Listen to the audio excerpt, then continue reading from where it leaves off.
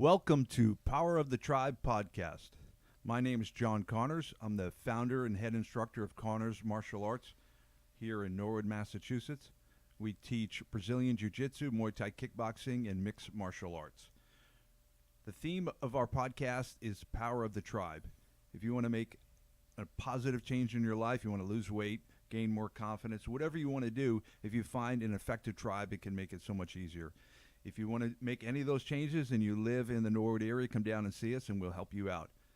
And I'm here with our guest today is one of the coaches at Connors Martial Arts. He's a professional mixed martial artist. He's been a student of mine for well over 10 years. His name is Jesse McElligott. How you doing, Jesse? Good, thanks for having me, Coach. For sure. And I'm here as always with our co-host, Dan Robin. Hey, John. The man with no nickname. How you doing? I'm all right. You're all right. Okay. Are you? Did you get any jet lag when you went to Tokyo? Not so bad. Not so bad. Yeah. It was. Yeah, I think it's a little overrated. The jet lag part of it. I felt all right. I feel the same way. Yeah. Yeah. I didn't feel any of it when fast. I feel today though. I got up and I ran and worked out. Yeah. And usually that makes me feel bad the rest of the day. When you said you run, would you go out and run like 5 miles or something like this? 4 to 5, something like that. Outside? Yeah. It's pretty hot today. Yeah. But I just feel miserable when I get up and work out. And then you said you ran and you worked out. What does that mean? You lifted weights? Yeah, I lift some weights. But I don't know. I feel tired. You feel tired? I know you're supposed to feel great, and I'm sure most people feel great when they do it. I feel tired. Maybe you're doing it wrong. I don't know. I did drive by you once when you were in Walpole and you were running down the road and you had sunglasses on. You look pretty cool. That's the main thing I'm trying for. It's a cool look. Yeah, just to look good when I'm running. You know, that's all. Forget about the health benefits. Yeah, that's my main goal. But, yeah, I don't know. I'm tired. You know, my dad, I had a funny story about my dad about running. At some age, I'm trying to think how old he was, he decided to start jogging and running. So this must have been in the mid-'80s or something. Right. That's when, because that generation didn't really. They didn't do any exercise. Yeah. And he pretty much didn't either. He pretty much smoked cigarettes and ate cupcakes his whole life. But he must have been about 50, he decided to go running a little bit. And he used to take me out, and we would go running for a couple miles. And I would let him set the course, and I would just run along with him. And it was like this great father-son bonding time. But then I realized what he was doing was he was running by his friend's house that lived like 2 miles away from us. And he would like try to time it so the guy would see him, and he'd like, "Hey, Bob." So he'd go, "Hey, Dennis, what the hell are you doing out here? You're running? You ran all the way from your house to here?" And he would, modestly shrug his shoulders, like, "Yeah, I just happened to be running by here." But did he at least like have running gear? Because I see these older generation in the gym wearing like dress pants and like the sweater vest or something in the gym, and you're like. No, he did. He had T-shirt and shorts. He probably had like khaki shorts or something that's not really athletic shorts, though. It's some sort of running shoe. You see the guys with the belt and like the sweater. And just right. But it didn't last long. So once he did that, I think we did that about 10 times, and then he got bored with it, and then back to the lazy boy chair and smoking cigs and watching TV. So it was a brief. He probably felt better once he got back to that, like back to his comfort zone. I think he did, and he lived He lived about 87 or something. So it worked out for him. Yeah. What about you, Coach Jesse McElligott? Do you do any road work? I haven't in a long time. Since I hurt my knee and had the surgery, I haven't done much road work. I remember a couple times we did some track workouts that were just brutal.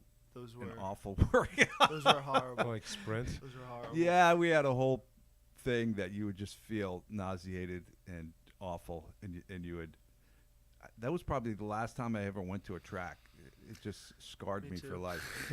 Yeah, they're good though. They're very helpful for fighting and competition. Get you fit. Do those guys still do like the hill runs? Like I know Javi and Jeff and some of those guys were doing. Javi, I think, does a lot of that running at Blue Hills. Yeah, he can really push himself. It's impressive. Yeah. Well, some guys running doesn't hurt as much. They'll be like they're more natural runners. Yeah, they just run 5 miles like it's nothing, or they just run up hills and it doesn't seem to hurt. Yeah, remember back in the day, if you ran 5 miles, people would just be gobsmacked. They couldn't believe it. Yeah, that you were did like a different 5 kind of- miles. Yeah. Now it's like nothing, right? Yeah. Well, not for me. It's still something, but but you see people just that don't seem to. They're just good at more natural. Like they're not tired. You know, Well, but if you for me, it pace hurts. yourself, you can go pretty far, right? Yeah, I don't know. For me, it starts hurting. I'm gonna say 100 yards in, the pain starts, and like I'll be like, I literally can still see my house, and it hurts for like a 5-mile run, and the pain starts. Then it kind of eases off a little, but I never have that like. And then the runner's high, I don't get that either. You don't get a Did you runner's get high. that? You get? Yeah, I definitely got a runner's high. Yeah. I used to get it when I would go running. I would get it. Yeah. I would always run out from my house or whatever, and then you have to get back. Yeah. So then that seemed to The get me only thing through I it. mentally do is I never stop. Like I never, like if I'm exhausted.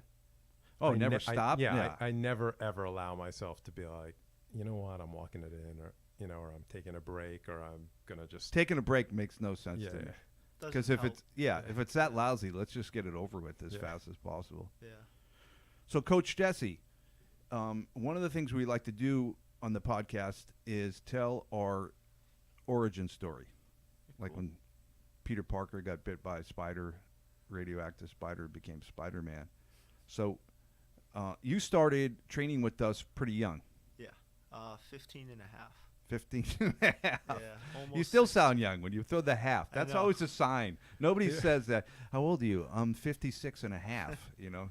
well, yeah. Well, if the number's low enough, then the half matters. What like There's some point where you try to underrepresent how old you are, right? And Yeah. then when you get old enough, then people start exaggerating the other way. You know, and they're Yeah. like, "Yeah, I'm practically 85." I'm like, "Actually, you're 62. What are you talking about?" Yeah. They start bragging about how old they are instead of how young they are. So you were 15 and a half. Yeah. you're kind of an out of shape kid, right?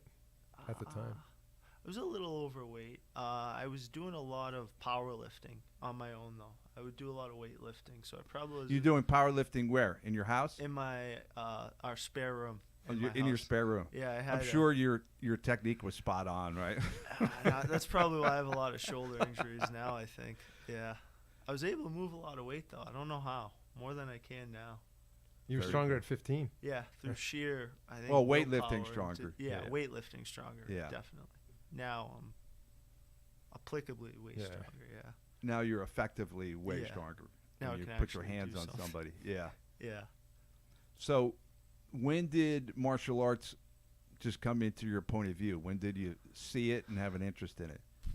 I just, ever since I can remember. I remember watching Enter the Dragon with my dad when I was like 5 or 6. So I remember being super amazed by all the crazy Bruce Lee stuff. That's so funny. I was going to say for older guys, Bruce Lee is pretty much the Yeah, guy. people talk about Enter the Dragon. I think yeah. Yeah. as far like the older guys, much older guys would talk about Enter the Dragon being what inspired them. Right. Yeah.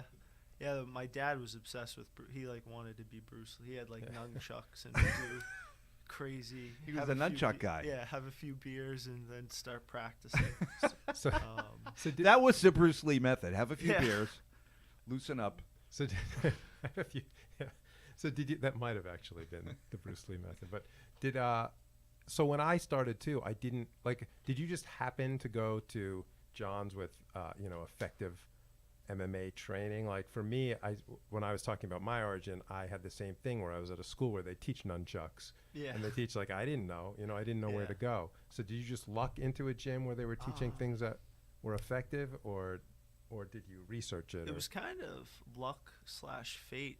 I got a thing in the mail to come train at the gym when it was in Dedham. For So you, like you got a 30 postcard. Yeah.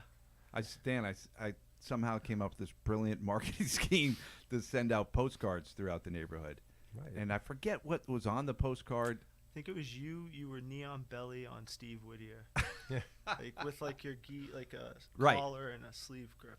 Well, that's interesting because there's a whole science about choosing the right photo.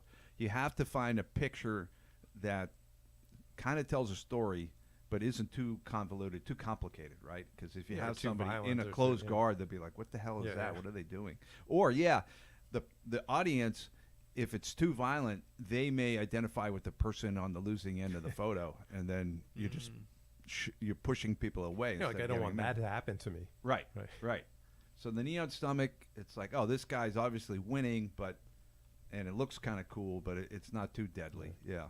So you got that postcard. Yeah. It was ironic because like a day or so before, I was saying to my mother I wanted to do jiu-jitsu, and I had brought it up like a year or so earlier, and we didn't have the money, so it wasn't a possibility. And where did you come up with jiu-jitsu, from watching the UFC? Yeah, I was watching the UFC. I had done like just a tiny bit of like park and rec league wrestling, just enough to learn how to sprawl though. Nothing else. They weren't very good coaches. But I just thought Brazilian Jiu-Jitsu sounded cool. I wasn't even 100% aware it was grappling. So if you had gotten a postcard of someone with like nunchucks, like you might right I now be a nunchuck I guy. knew that didn't work from watching the UFCs. Oh. Like that Scott Morris guy, the ninjutsu dude who got his face elbowed off. I knew that stuff didn't work. And you knew from your dad breaking lamps in your living room that nunchucks probably weren't the way to go. Yeah, I knew that wasn't it either. So, and I knew from watching that jiu-jitsu worked, whatever the hell it was. So I wanted to do something that would make me a badass. So That's it. Faded into it. I think that is the reason why so many guys get into martial arts. They want to feel like a badass. They might not want to admit it or say it, but I think that's behind a lot of it, right? I think so, and I think no one says that when they come in because it seems like a No, you cheese got to thing come to up say. with all the rational reasons. Well, I want to lose weight, get Yeah, fit, right. learn something new, which is all true. That's all part of it. But the sort of animal instinct underneath all of it is to feel like empowered, Right. to feel like a badass, so to speak. But that, and then I think you've mentioned it before. That goes away where people start. The people almost always follow the same course where they, you come in saying, "How do I win a parking lot fight?" And then like a year in, you're sort of like, you get into jiu-jitsu, or you get into, even if it's a stand-up, you forget about the parking lot. You start actually wanting to learn. I think you're right. You start liking the sport, or you start liking competing, or you start liking just mastering the art. Yeah, is very fulfilling. Yeah, and rewarding. No one 2 years in is still thinking about the parking lot fight, right? I hope not. Yeah, you should try to avoid those unless you're working in a gas station and a guy comes in and punches you in the face and tries to rob you, like it happened to our student Abraham, and he jumped over the counter and just pummeled this unsuspecting robber and choked him unconscious. It was awesome, right? Yeah, I mean, you could almost guarantee that he could not have done that without the training, right? I mean, the absolutely guy weighed not double his weight, right? I mean, right. And if you watch the video, he did what we trained. Yeah. You know, he basically, the guy came in. For you people who didn't see it here, the mobile gas station in Norwood, guy came in, reached over the counter, grabbed some money, started punching the attendant in the head. The attendant was one of our students, Abraham, and Abraham defended himself, jumped over the counter, and just brought an MMA fight to the guy. The guy, the robbers thought, "Oh, I'm doing a robbery." And Abraham's like, "No, actually, you're going to do an MMA fight right now." And the guy was ill prepared for that, and just got his ass handed to him. It was great, and he got arrested. And hopefully, he'll hesitate from punching people and trying to take their money in the future. Right, and also that's, most people don't think they're going to be in a real world altercation like that. Most people won't. Right. But I still think there's a great benefit to not being scared of it. I mean, that was the main thing that Abraham had, right? He just wasn't like frozen when the guy started hitting him. He wasn't like terrorized because he trains all the time. He's like, this isn't the only time someone's hit me. Right. So when he got hit, his instincts kicked in, which was to fight back. Right. I think if the guy didn't hit him, he probably, nothing would have happened. Yeah. You know, they would have had a tug of war for some of the money, or maybe the guy would have grabbed some money and left, and he would have called the police. But when the guy started hitting him, he just reacted. Yeah. But I also think for everybody, because I've heard people that don't train, or people say to me sort of with a sneer, like, "Oh, do you plan on being in a fight?" And of course I don't plan on being in a fight. Right. But also there's something good about any little altercation. You don't feel scared. You know what I mean? Like you don't Yeah. feel like even just someone mouthing off to you at a concert Oh, or a right. baseball game or a football game, like you just don't feel worried about them. Right. You know, So it you're not doesn't going to mean have I'm that. brawling with them. Right. It just means you don't feel worried. Right. you You're know. not going to have that anxiety, that adrenaline dump, that stress response that's going to make you feel shitty for the night or whatever. Yeah, yeah. And then Yeah. even if it ends, then you feel like, oh, I just kind of wussed out, or I felt scared, or and you just feel Right. lousy. So if you feel scared, then you're going to feel like a failure, even if nothing happened, right? Yeah. Yeah, that's a pretty lousy feeling. The other thing about that is, some of these martial arts enthusiasts who have a type of martial art where they don't train live and they don't spar, they try to use that argument that sport martial arts don't work in the street. So somebody's an MMA fighter. Oh, when they allow eye poking, that guy is going to be helpless. So I think Abraham just showed that MMA training does work in the street, because he took out this much larger attacker and choked the guy unconscious and held him to the police came. That's pretty effective. He didn't really get hurt. He got a little mouse under his eye. I think the other guy got a little mouse under his eye, but nobody really got hurt, which is great. But yeah, and anyone that trains, I think we know it would work usually in Yeah. those situations. Like I heard someone say about boxing once. Someone was telling me that, well, it won't work. You're used to a certain range in this, but like in a bar, the range is different because you don't have gloves and someone could pick up a bottle. I just felt like, really? So say Mike Tyson walked in here now. In his prime. Yeah. He wouldn't stand a chance against your just friend like with a because- bottle. Yeah, because you'd have a bottle or like, it's like, what are you talking about? Like, I don't know. I guess if you had a gun, you would have a chance. But, you need a certain degree of weapon against a guy that's skilled and powerful. So, Coach Jesse, back to your story. You got a postcard. You were living with your mom at the time, and you said, let's go check this out. It was probably like a free month of training, right? Yeah, it was a free month of training. Yeah. She called you. We set up like a free intro where you did like the half-hour free intro with me. I think I came that like a few days after, and then I was just obsessed with it. I remember I did some rolling with Leo Baptista my first night. Leo, he was awesome. Now Leo's back in Brazil, I think, right? Of course. Yeah, he's a black belt now. He's a black belt down in there. Brazil. Yeah. He was a powerful guy, too, man. He did tree Legend. work. Do you remember him, Dan? Yeah. Yeah, his arms and everything. He was so powerful and He's an such a animal. nice guy. Yeah, I remember really he'd, miss he'd him. roll like he'd give you this lazy feel, and Yeah. then he'd explode into something and like just like It's like a cat, curl you over or something, or just He get on was your like a back or cat, something, right? Yeah. He could just pounce. big jaguar Yeah. or something. He was a jaguar. Yeah. But yeah, I remember rolling with him, and yeah, I'd always been obsessed with being a martial artist, so it just my brain, it clicked instantly, and I wanted to fight. That was always my goal, to fight. To fight in the cage, Yeah, MMA fight. Yeah. So How long did you train before you had a fight? 2 years. Wow. Yeah. So I was. So you were still young. Yeah, I just turned 18 when I had my first amateur fight. When is your birthday? In December or something? When is it? May. That's right. Maddie's December. So Yeah, you're it's May. December. Yeah. And when did you have your fight? August. August.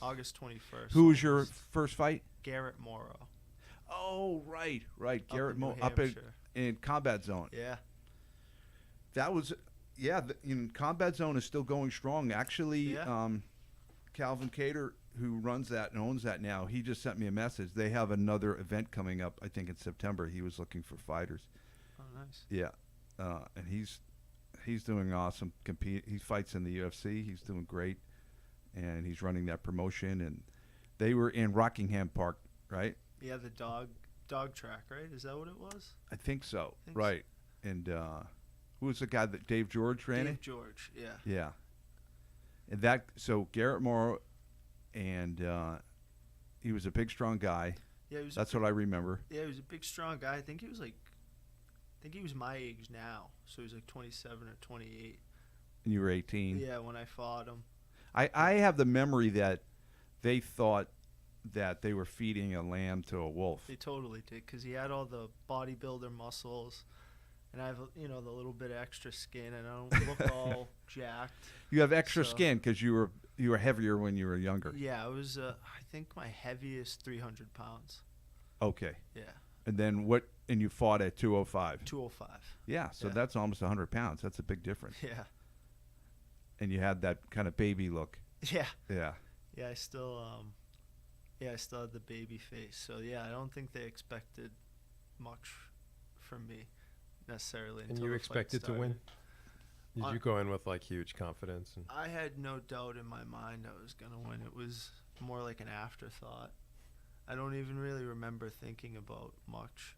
You know? And were you nervous or you weren't? No, I was eerily calm. I might have been the calmest I've ever been in my entire life. It's always interesting for Was me to that talk fight. about that because people have such different reactions. You have people that are like you're saying you're super calm. Some Yeah. people are super hype. Some people are scared to death, and all of these approaches can be successful or not successful. You know, I remember hearing recently that Tito Ortiz, this fighter, has been fighting forever. Yeah. He was saying that he throws up with Yeah. nerves before every fight. Yeah, Still. I heard that It about could- GSP too, Yeah. and that he might not sleep the night before the fight, but he doesn't care. That's just part of his program. He realizes I'm not going to get a good night's sleep. That's okay. Yeah, and he says he's terrified, right? Like before. I think he might throw up before the fights too. I Yeah. thought I remember He's one of the reading that. and greatest hearing that. fighters of all time. Yeah, and GSP seems like somebody who's so mentally tough Yeah. and dialed in. It just goes to show that's an indication of your nervous system. It's really not your character or who you are as Yeah. a person. And I think a lot of guys make that mistake. They feel like if they're getting a stress response that, oh, I must be afraid. There must be Yeah. something wrong with me. And it's really just the body, your sympathetic nervous system, giving you a stress response, preparing you for to defend yourself, preparing you to fight. So you probably want to have a little of it. You know, you have to go into any athletic event with the proper level of stress response, the proper excitation, right? If you're too mellow going into a fight, that's not good either. Now, what about Jesse here? It was like you just said you were like, Well, it's calm. interesting. It's changed every fight. Every fight's Huh. different. I noticed that fight it was eerily calm, and then my second fight, I think that's the first time I ever remember having a stress response was on the way to that fight. I could feel were you the- surprised? Were you like, hey, Yeah, I was I like, was what- so calm last time and now? I remember thinking, what is this? Like, I remember my Yeah. stomach feeling weird, being like, what the hell is going on Mm. right now? But I didn't associate it yet with being, like, scared or nervous so much because I Mm. hadn't experienced it. I just kind of felt it. But I remember being a little weirded out, like, what the hell is going on? This wasn't here last time. But before your first fight, Chad Lightfoot had already Yeah. fought.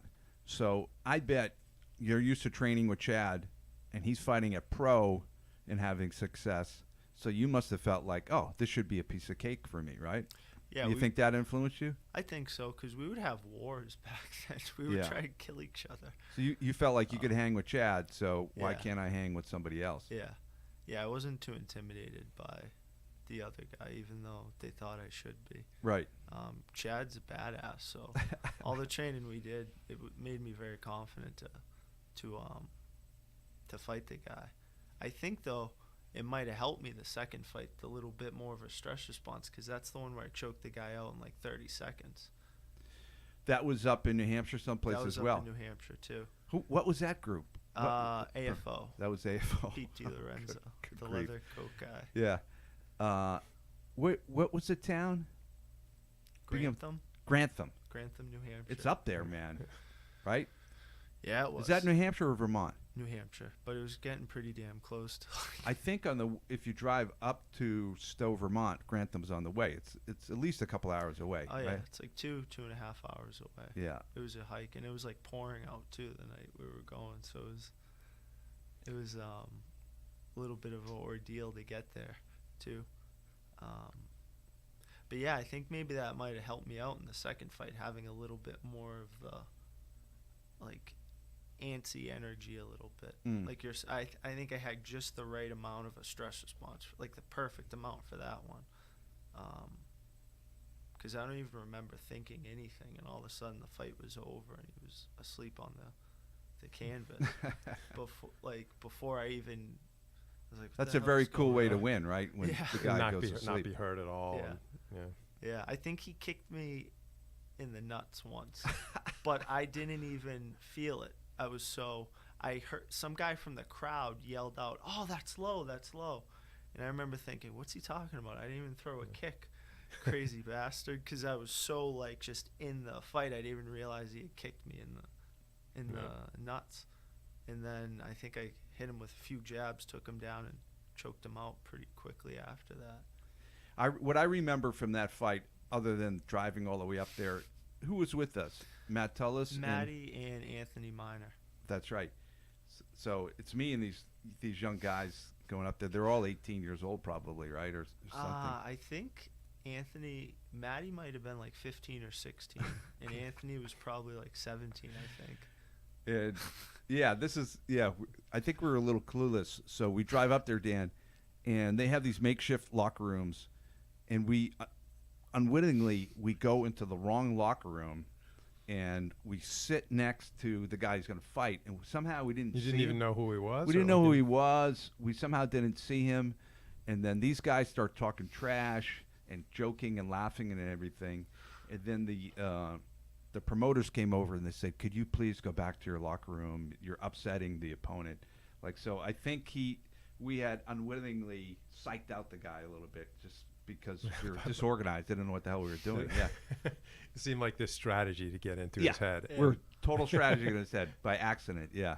I remember you telling me about a few of those drives where you were impressed by how calm everyone seemed in like these 2.5-hour drives to go fight in a cage.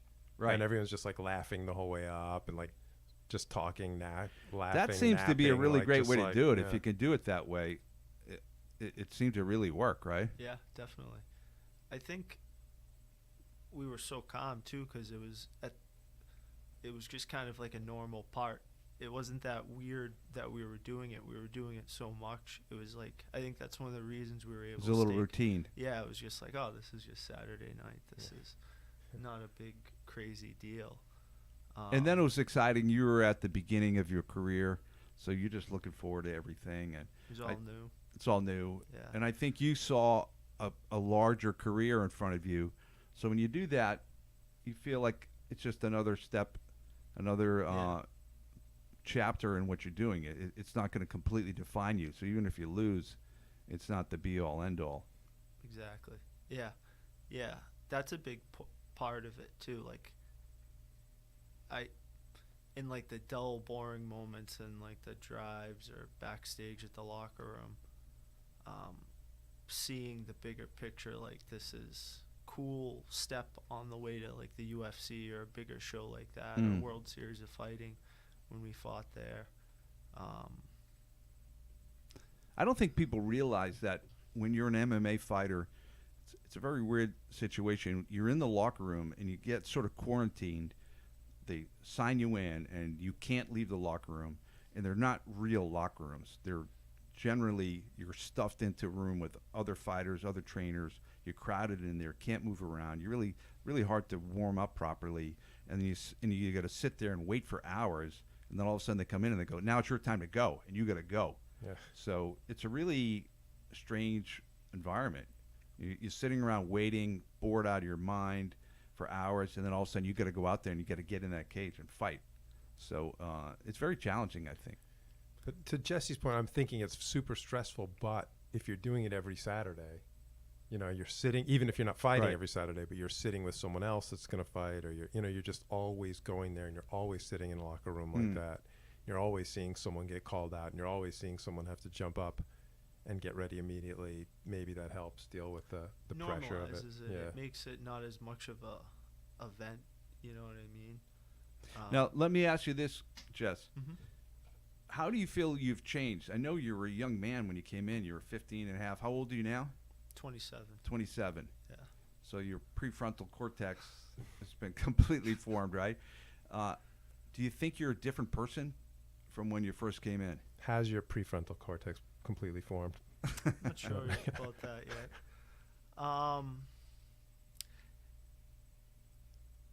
Or did you have a distinct identity when you were 15 and a half, where you were just like, I don't even know who the hell I am? I was still in the middle of forming it. Yeah. You know, I don't know if I didn't really have who Jesse was yet at that point. Still trying to form them.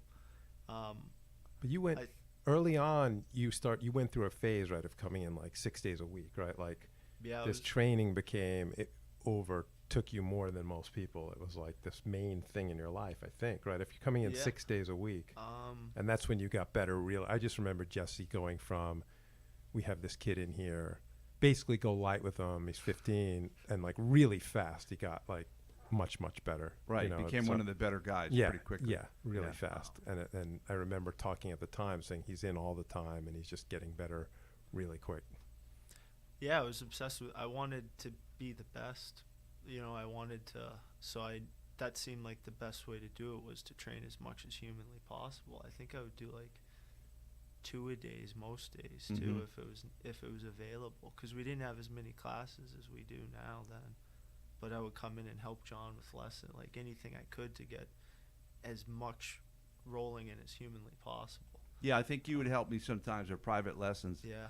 So I think that's a great learning environment. You're seeing a private lesson unfold, so you're really getting an insight into the proper technique. And we've spoken about, the whole idea of tribe and coming in, and it must have been very central to you more than anyone else we've talked to, right? If you're 15 and coming in 6 days a week, between those two things, being a kid and doing something 6 days a week, it must have been really central to you. And it still is. It's huge. Essentially became my surrogate family. You know what I mean? I don't have a close. You were living with just your mom at the just time. My mother. No other brothers or sisters or anything. Just your mom. Brother would sleep on the couch for a few months, do something stupid, get kicked out. But yeah, just me and my mother. I didn't grow up with a normal family. It wasn't that close knit? No, not at all. I have like 5 brothers, but we're not close at all. So this was really my first time ever experiencing any type of. You felt like at home when you came in? I still do. Yeah. I instantly felt like, at home, this is where I want to be. That's very funny, because that's the phrase I use when I talk about my first experience with jiu-jitsu. I walked in, did a class, and I felt like I had come home, and wow, I should have been here my whole life, and this is it. This is a thing for me, Yeah, and a lot of people that really like it. I've heard the same story many times of sort of regretting the years they didn't come in. It's like, I can't believe I spent years doing this, or I can't believe I spent years doing nothing, or I can't believe I spent years,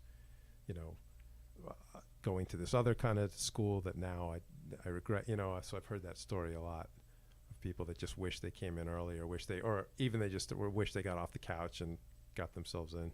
Right. But the way I look at it is, I'm going to hopefully be doing this for the rest of my life, and I enjoy it so much, and I'm still learning. I learn something new every week. So, I didn't start until I was in my 30s, and I hope to do it, in my 80s and 90s if I'm still here. So it's great, You're shooting at 90s, huh? Yeah, why the hell not, yeah. Well, we've got a guy in the gym now, right? Herb's, what? 80? Herb's 81 or 2, I think, now, yeah. And he's still going strong. I mean, when you grapple with him, if he locks you up, he is as strong as anybody. He is. Yeah. Feisty dude. Yeah. 82. Herb's the man, yeah. He's awesome. He's trying to get better every week. Yeah. And I feel sorry for somebody who tries to rob him. They're going to talk about a rude awakening they're going to have. Well, Herb's also someone, right, who did not put behind him the parking lot fight, right? Like, as opposed, that's like, he interesting, still Dan. thinks about That's it, right? A good Like, point. Yeah. I think I've heard him still talk about it. Like, he still will be like, if someone comes up at me and does I think this, part of him is secretly hoping somebody tries to mess with him. Yeah, I think so. That headline, 82-year-old man. We'll get him on the local news. You just got to get video of it. Yeah, that would be impressive. Can you imagine the mugger who's just like just looking like, I just picture like his picture in the paper under the headline, like 82-year-old man beats up mugger, and like that guy just that like, added yeah, shame. Like, shame, yeah. Not only did I not successfully mug somebody, and also get arrested, I also got my ass kicked by an 82-year-old guy. Yeah. extra shame, for sure. So yeah, maybe, I mean, keep at it for that long. But that said, so in the past 12 years, haven't you had, I don't know if there were moments of injury or burnout or something like that where you've just been like, so you weren't always coming in 6 days a week, right? You've had time off and. I think the longest time I've had off was my knee surgery. I think I was gone for like 3 or 4 months. But besides that, I've been pretty consistent where I don't think it's ever really dropped below like four days a week or so. For any extended period of time, I've been able to keep up my momentum though pretty well the whole time. Now, when we had Chad Lightfoot in here, he told us these compelling stories of how he was bullied, I think as a baseball player in his youth. High school, yeah. Yeah, I don't think I ever heard anything like that from you. You were ever bullied when you were very young? Nothing like getting stuffed into a locker or anything. But Right. I, get a lot of crap about. I guess being you're a good heavy. sized guy, but Chad Lightfoot's a But- big guy too, yeah. I would, get called fat a lot. Mm. Get a lot of shit about being, Overweight. yeah, overweight. I never got physically messed with. That I can think what remember, probably happens luckily. too is once you're training for a couple of years, then that gets out there, and then people don't want to pick on you because they're like, he's been training. Well, for you started at 15, yeah, so Yeah. it's sort of. By the Yeah. time you're Yeah. 17 or Yeah. after you have your first MMA fight, then people probably don't want to find out about your level of skills at that point. Yeah, I didn't. Yeah, people. It went around quick that I was training when I was in school, and then nobody really. Luckily, once I got into high school, I'd started to slim down a little bit, so I wasn't getting that much crap, and I was like 6 feet tall, so it was pretty. I was like 6 feet when I was like 12 or something. But So it's amazing how much people remember any bullying done to them, right? Yeah. Like it Mm. can be 30 years later, Yeah. and it won't even be like I was beat up and I remember that. It'll be like someone came up and just called me like just insulted me, and you remember Yeah. it for decades. It's sort of like maybe it's just that age where you're just sensitive to it or something. But I think people- so. It makes you feel so bad that Yeah. you remember for the rest of your life, or it can. I mean, yeah. Yeah, so even like someone, I mean, no one was stuffing you in lockers, but even just like teasing you for Yeah. your weight, you can remember it now. Oh, totally. I can. 15 years later, right? Yeah, definitely. Would you be mad if you saw the guys who were teasing you? I don't know. I don't know. Maybe you just be I like, wouldn't mind if they came into the gym for a Muay Thai class or something. It's tough because a lot of that fueled my training. It's tough because. Oh, that's interesting. So the pain Yeah. of that fueled your training. It's tough because it's not good to make somebody feel bad about themselves for being overweight, but that's what fueled me. I was like, I'm going to show you sons of bitches who's fat now when I'm the UFC champion. You're the fat loser now, not me.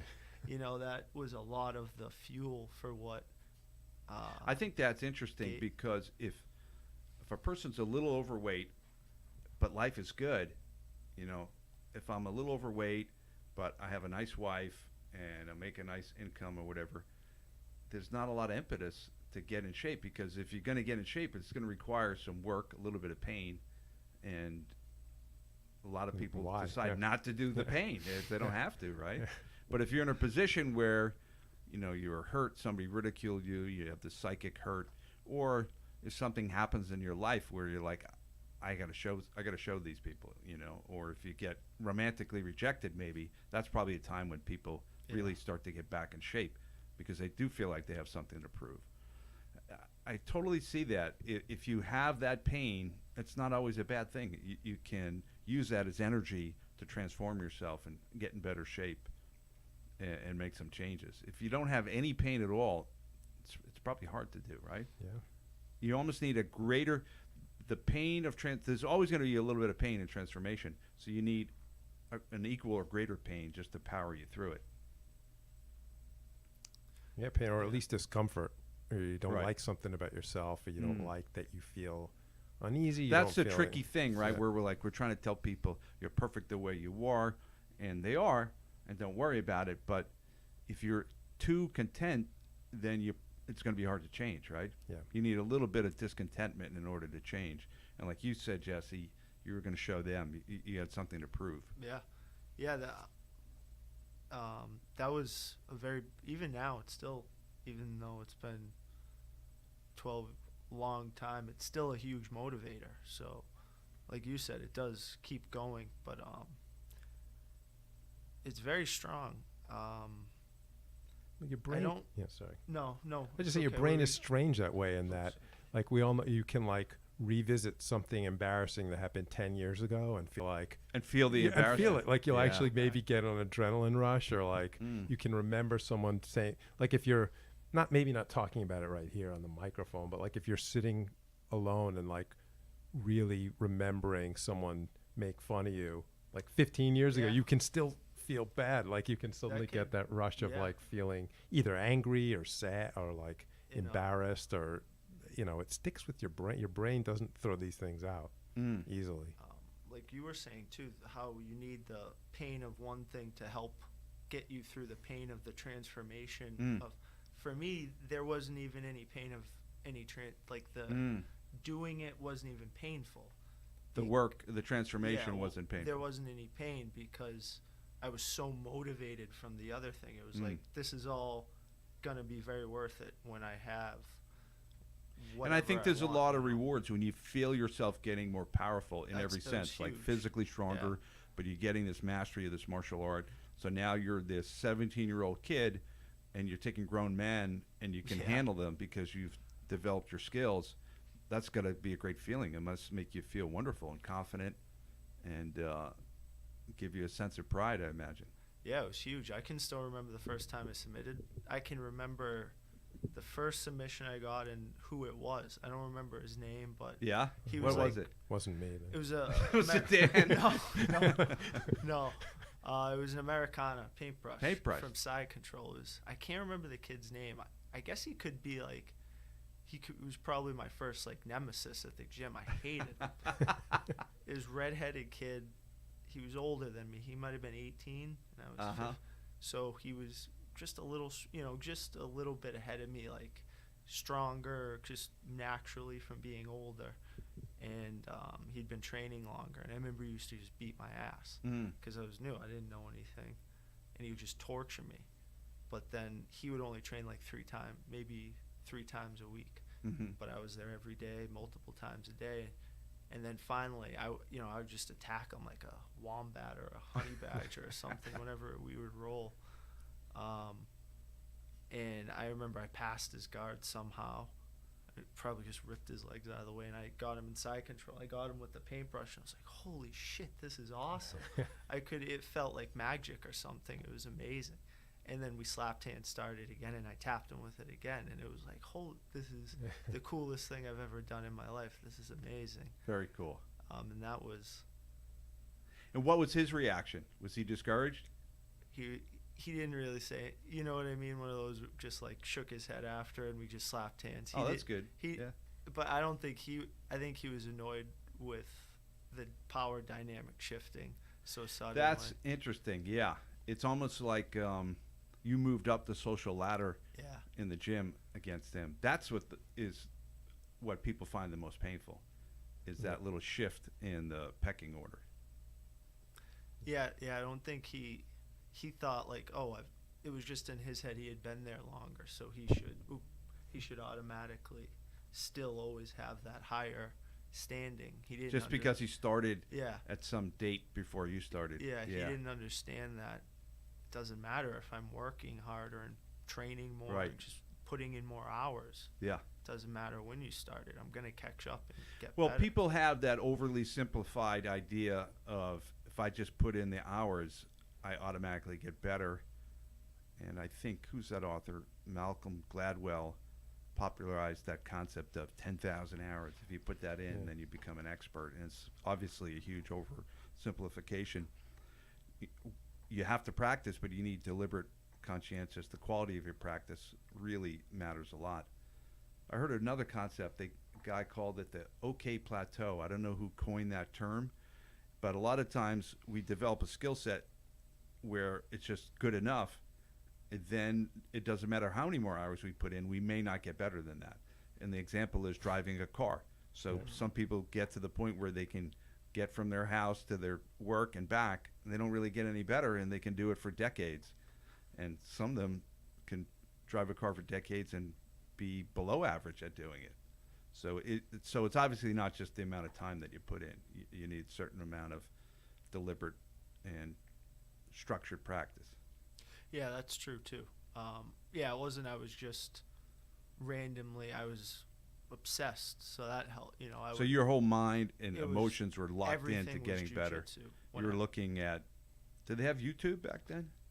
Very like primitive starting? YouTube. Yeah. It just started. I'd watch like Jacare highlights. I'd watch like the Gracie breakdowns right when they first started. Oh, right. Any highlight. There weren't as many videos back then. People are lucky now. But yeah, I'd watch everything I could. I'd watch or borrow whatever books you had in the lobby. I learned a lot of great stuff from those books. One They were funny thing is, helpful. I hadn't thought about this. Do you remember there was a time where you could watch? I remember I was like, I will watch every single MMA thing that's available. Of course. Like it would be like Yeah. every single event, I'm watching it. Yeah. And like every show about it, I'll watch. And then for a little bit, you could watch every YouTube video that was out there on it, because there was just not, Yeah. there wasn't that many. There wasn't the ocean of content. Yeah, there is and then now. eventually, nobody can watch it all now. No. I mean, it's It's too impossible. much. Yeah. Yeah, I don't know when it happened, but suddenly I would miss some of the UFC events. It seems I crazy. just started but- missing some UFCs. Yeah. Yeah. Well, also now they have they'll do 3 free ones in a row, and then $70 for one that looks kind of like the last 3 free ones, and that's when I stopped. Suddenly So, yeah. $70 Yeah, matters. wait, You're why like, do I have to? Yeah, they were much more infrequent, so you didn't mind coughing up the money, right? It's more like a special event Yeah. back then, right? Felt like a big so deal. Coach Jesse, how do you view yourself now after all these years into your training? When you first came in, you didn't even know who Jesse was, and you just found something that you loved, and you immersed yourself in it, and it sounds like you got a great sense of self-esteem and confidence from mastering the art and seeing your improvement, seeing your hard work pay off, which I think hard work is an essential component to feeling good about yourself. If you're not working hard, it doesn't really matter what success you have. I don't think you'll probably feel good about it. How do you see yourself now? And where do you fit in the tribe of Connors Martial Arts? It's a good question. How do I see myself now? Well, you're definitely one of the old guard. Yeah. You're definitely Yeah, one of you're the an old old Yeah. timer now, Yeah, I'm kind of like a and a coach, so young- you're sort of. yeah. You young kind of went veteran. from the teenage kid mascot to now Yeah. you're basically the head coach or one of the head coaches. I feel a lot of pride in that, because that was one of my advancing in the hierarchy was kind of, I wanted to be one of the top guys. That was motivating So for it was you. very motivating. I wanted to be like one of the cool guys or something Yeah. when I was younger. So I take a lot of pride in trying to be one of the leaders or Mhm. show good habits when I'm Yeah. at the gym. Or And don't you think now you're an influencer now, right? So I don't know, you'd almost have to, not have to, but you have more pressure to be a good example. You know what I mean? To not, I don't know, Yeah. not trash talk so much. Or I not, wonder, Dan, if Yeah. Jesse realizes how much influence he has on people, because Yeah. even though it's been 11 or 12 years, it seems like it's gone by really fast. has. So when people look at you, you're a black belt in Brazilian Jiu-Jitsu, you're a professional MMA fighter, you fought in World Series of Fighting, all these other promotions. When somebody looks at that resume, they're usually going to be very impressed by that, right? Yeah. And Thanks. You and ever even think of that? Or No, I Yeah. don't. It's funny. I don't even sometimes associate the two. It's interesting. Sometimes I don't even think of that. Yeah, it's interesting. Yeah. And does that motivate you to be better in the academy, to carry yourself differently or to behave differently, knowing that you have this sort of leadership position? Yeah. I do try to. on days where maybe I'm not feeling as up to stuff, it motivates me to push myself, figure out ways to get better, even if I can't roll or do something live, figuring out other drills, other ways to keep continuing to get better.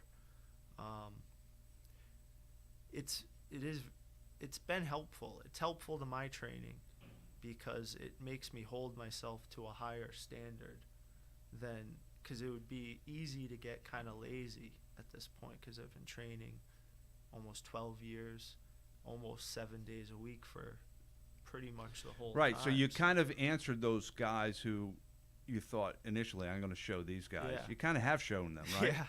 So maybe you do need to find something else that's going to keep fueling motivating. you. So that it's helpful having, you're right, I'm not as aware of being as maybe influential as I am, but I try, what I am aware of, it helps motivate me to be a good example, to train hard, to not, be a bitch sometimes if I want to, you know what I mean? Like, maybe I'm tired or I'm not feeling good or I don't want to roll. It motivates me to push myself harder to keep going.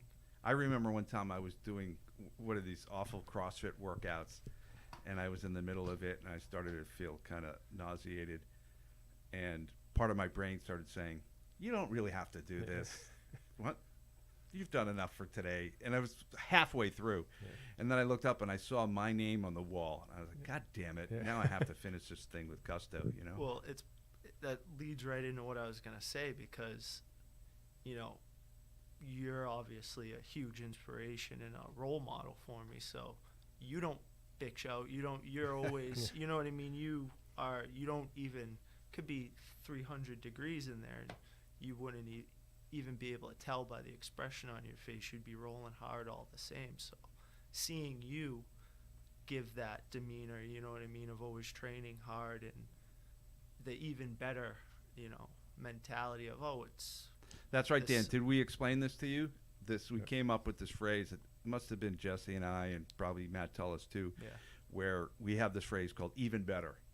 So in other words, we're going into some competition and we get news that there's something that's not going to be right. Like the surface is super slippery that you're going to have to fight on or whatever. Or we find out that the person maybe has more experience than we anticipated. Whatever it is, our response to that is even better. So in other words, the victory is going to be even sweeter because it's even tougher now. Instead of going the other way, we're obsessing about the injustice of the universe and why did we get this bad roll, and why is this happening to us?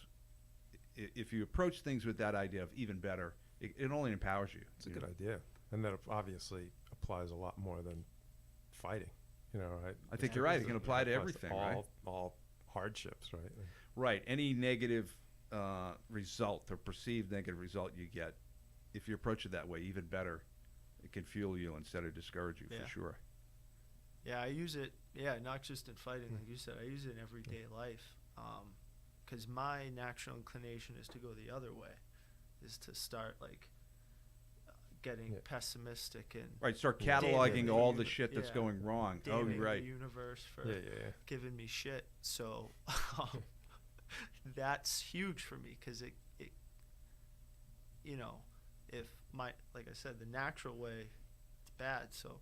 This brings me back to, no, this is going to make me better. This is going to make me stronger. And like you said, it'll be even sweeter when whatever the hell the obstacle is overcome. Yeah. Very cool. But yeah, that, like I said, that's been a huge, just seeing your demeanor and how you carry yourself has been very beneficial to me, because... It's all a facade, Dan. Yeah, the pressure's still I'm on faking you, John. In case you think the pressure's eased off. I believe it, man. I was training hard with Carlos last night, Carlos Crespo. I think we trained for an hour straight, man.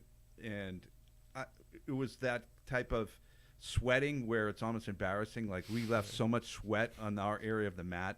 You ever do hot yoga? I used to do it, and it was so bad because I would sweat 3 times as much as anybody else in there.